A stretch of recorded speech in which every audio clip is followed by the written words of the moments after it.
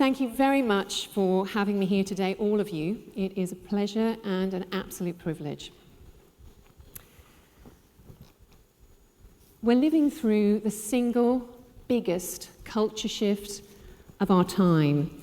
Those are the words of Gary Vaynerchuk from VaynerMedia. He's also a serial entrepreneur. And what he means by that is how we live our lives and how we communicate. The fast-paced nature that we live is driving the dynamic growth we're seeing in the wellness, tourism, and wellness economy. The mega industry that is health and wellness is valued at $3.4 trillion. That's 3 times the size of the pharma industry. I think it's worth saying again, it's worth $3.4 trillion, 3 times pharmaceutical. And within that sits the wellness tourism segment. That's currently worth probably now, in real time, a little bit more than $500 billion. And it was first valued back in 2013 at $439 billion. And it grew some almost 14% in 12 months to just shy of $500 billion. And by as soon as 2017, it's expected to be $675 billion. And those are conservative numbers. The critical points of today, and I have probably about 18 minutes now, so I'm going to keep it really quite rapid. I'm going to cover why you're perfectly positioned to own your slice of wellness tourism here in Madeira, and I'm going to share a case study with you of Austria, actually, who has a very, very successful model for wellness tourism, and I'm going to give you an insight into how they structured it, how they mobilized it, and actually what the results are too. And what needs to happen to ensure the same triumph in Madeira, which I'm sure will be the case. I visited Madeira for the first time 3.5 years ago, and I was unprepared for what I found. And listening to Carlos earlier talking about perception, that was exactly the issue. My perception of Madeira was not reality. And what I found when I got here was a wonderful energy, a sense of rejuvenation, of connection with nature, wonderful people, and beyond anything else, I was immediately aware of the opportunity that was, and if I may, still is being missed. The currency of wellness is connection. That was said first about 40 years ago by a gentleman called Dr. Jack Travis. That was a long time ago, a different era, one might say, but it's as relevant now as it was then. What I would say is that it's taken on a slightly different genre of articulation. On the one hand, and let's think of it as a long paradigm from the lectern over to the sofa. And to the right here is human connection. It's about our desire to connect with each other, to connect with nature, to connect, of course, with ourselves and with our communities. At the other end of the paradigm, still connection, still absolutely vital to our world turning. And you've heard about it an awful lot already today. And it's the internet. It's mobiles, it's tablets, it's social media, it's our fast-paced, hyper-connected world that in many ways is driving the growth at the other end of that paradigm. The main drivers of wellness tourism could be coined into 4 key areas, and those are the health of the people in your feeder markets, both physical and mental. Aging, everybody's living longer.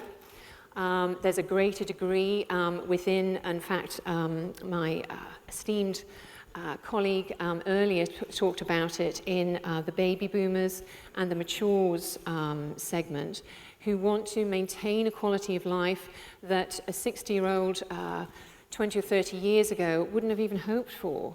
but now those people they want to do the same when they're 70 as they did when they were 40, and it's becoming very, very possible.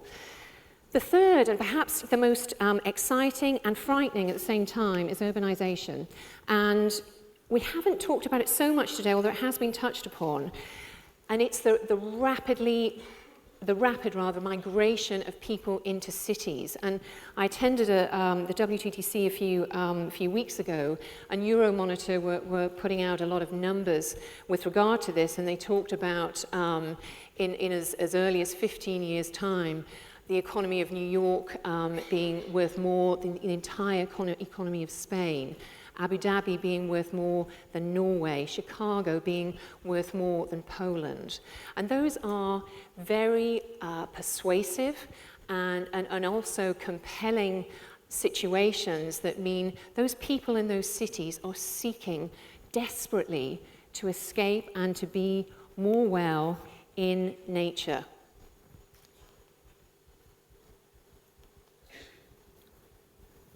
Okay. These are going to be very, very familiar images to you.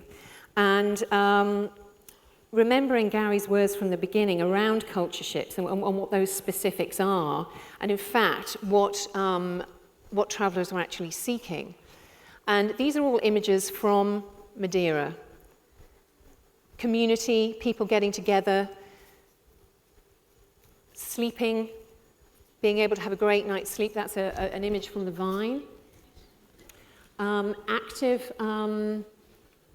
Active tourism, cycling up mountains, being by the sea, being in thermal waters, experiencing the sunrise, maybe it's a sunset, the sea, and of course, finding connection with ourselves. How does this relate to Madeira and to what we think, or what I or wellness travellers collectively want and seek? There's a great growth in the demand for what are called healthy holidays, wellness escapes, escapes from the concrete jungle, as we talked about within urbanisation. They want nature in all of its glory.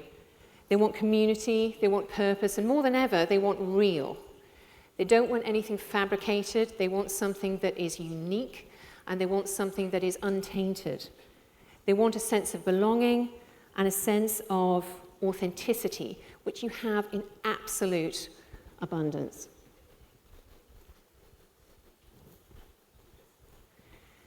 And all of this is part, I believe, of your winning formula within wellness tourism. Now, as I mentioned, Austria is certainly a case study for wellness tourism success. Beautiful country, steeped in nature, slightly different nature to what you offer here, but there are many, many parallels, as you'll see. The main reason that they looked at wellness tourism as an economic driver was to overcome their issue of seasonality. Now, I know that's something that you want to address here as well. So back in 2002, they formed a cluster initiative called Best Health Austria. And I guess they thought about that for a while. And in 2003, a wellness cluster in the Tyrol region. Now, across Austria, there were four clusters formed. And three of them were in the Tyrol region. And I will come back to that in a moment. A gentleman called Geoffrey Crouch is a renowned professor in research for travel, and he coined destination management as the competitiveness of destinations depending mainly on resources that have a comparative advantage, and resource use forming the competitive advantage. And what they did, what Austria did in forming their strategic direction, is they looked at those four clusters, and Lake Kensey was in one of those clusters, and they looked at the branding, the service development, cooperation, and achievements for each of the each of the segments that they wanted to drive. And what they did is they used wellness tourism as an economic motor to drive the key areas that they needed to influence within their country. One of them was about the aging population, not only in their country, but of course in their feeder markets. They had an unemployment issue. So they needed to create jobs to keep people in the country, and they recognized too that by doing that, they knew they had to upskill in that segment. So they knew they needed to address the expertise shortage, and of course, the economy.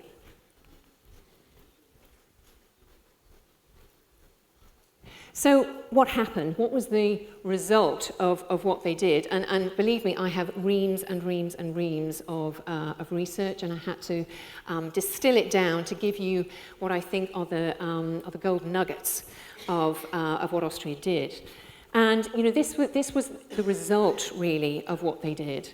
Attraction and establishment of new economic enterprise, concerned of course in the health sector, attracting high-yielding health and wellness-conscious tourists from developed and developing countries. They supported agriculture, nearly close to 2,000 partners, 156 hotels, and the majority of the produce that they served were from local farmers.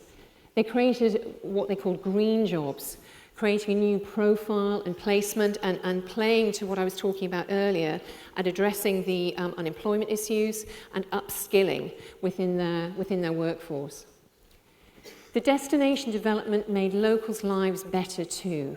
And you know, that's a very inclusive policy to drive, and one that I certainly favour.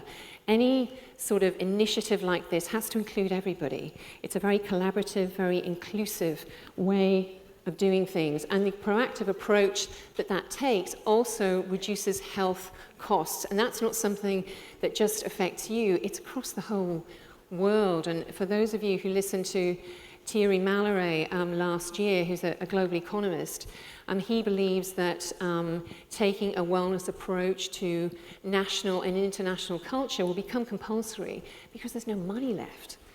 Nobody's got any money in the coffers to continually address the physical and mental illness that currently exists.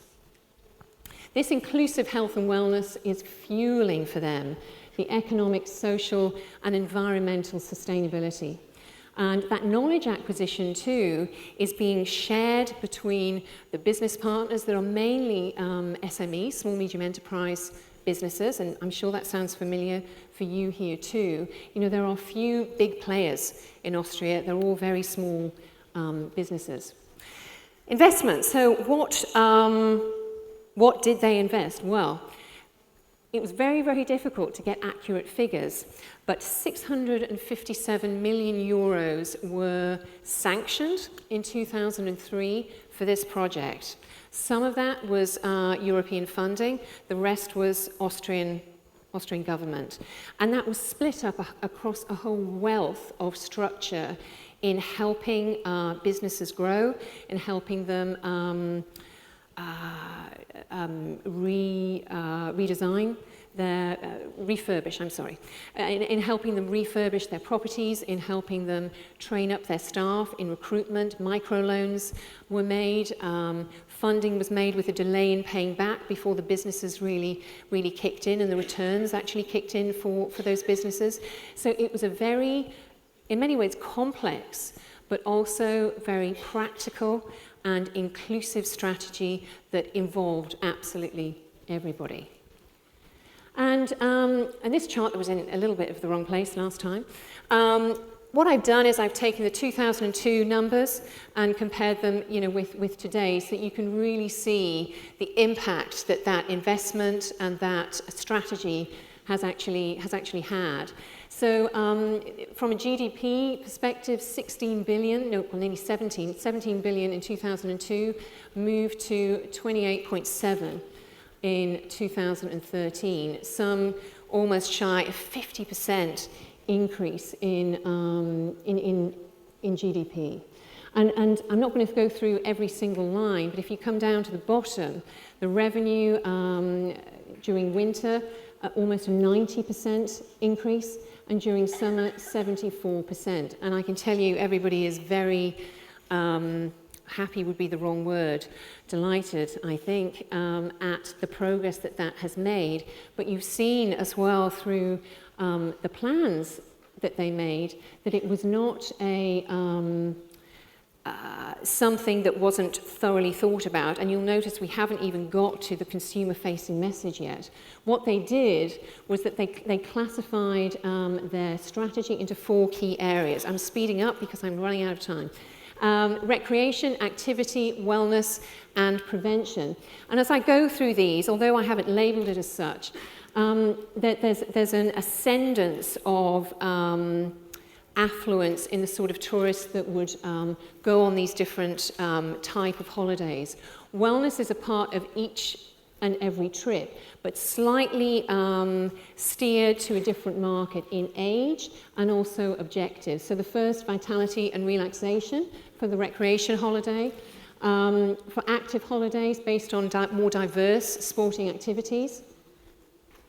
Prevention around a feel better, optimized health result. And the wellness holiday, much more thorough. Medical checks, dietary change, aesthetics or transformation.